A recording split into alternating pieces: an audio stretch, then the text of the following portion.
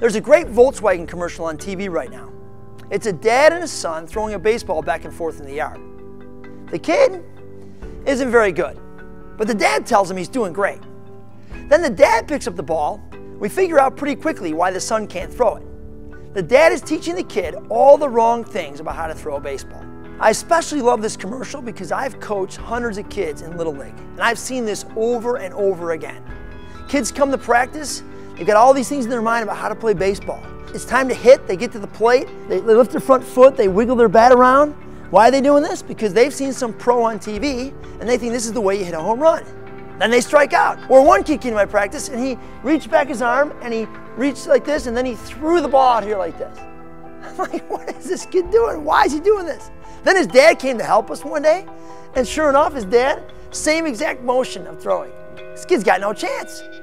In order for these kids to succeed, they'll have to unlearn everything they've learned.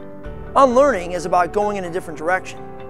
It's about figuring out where we've gone wrong and rebuilding from the ground up. And it's just as true in church as it is in baseball. Church people have been taught a lot of things about what it means to be a Christian that simply aren't true. And if we're going to become uncompromising participants in God's mission, it's time for us to unlearn.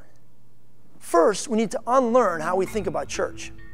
For most of us who have been around church for a long time, we think of church as a place we go, a building we go to worship in. But church is not a place, it's what we are.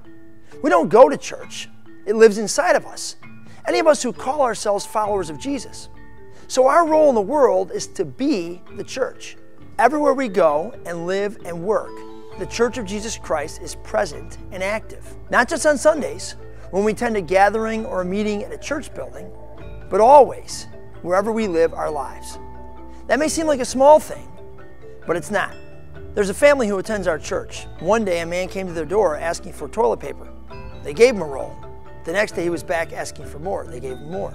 This went on for several days until finally they said, "Would you like something other than toilet paper?" They invited him in for a meal. He's been coming back for 6 years every day for a snack. This kind of kindness and love is what it means to be the church. But the church isn't the only thing we have to unlearn. We also have to unlearn how to live. Most of us have been taught that Christianity is about right words and right beliefs and right worldview. We tell everyone that we have the truth and that we are right. But then our lives don't live up to the hype of our words. What's compelling about the way we live? The early church seemed to get this. Their lives were compelling.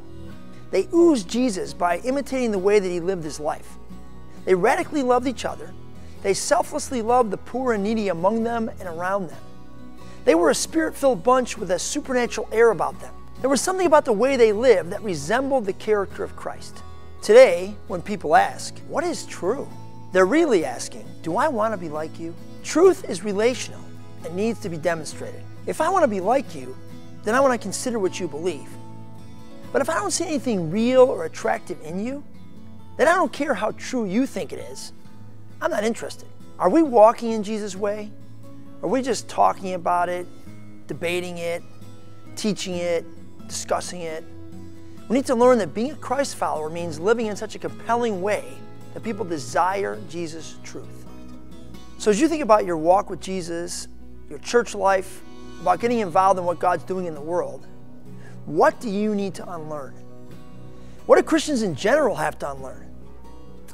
Where do we have to repent and choose a new way to walk?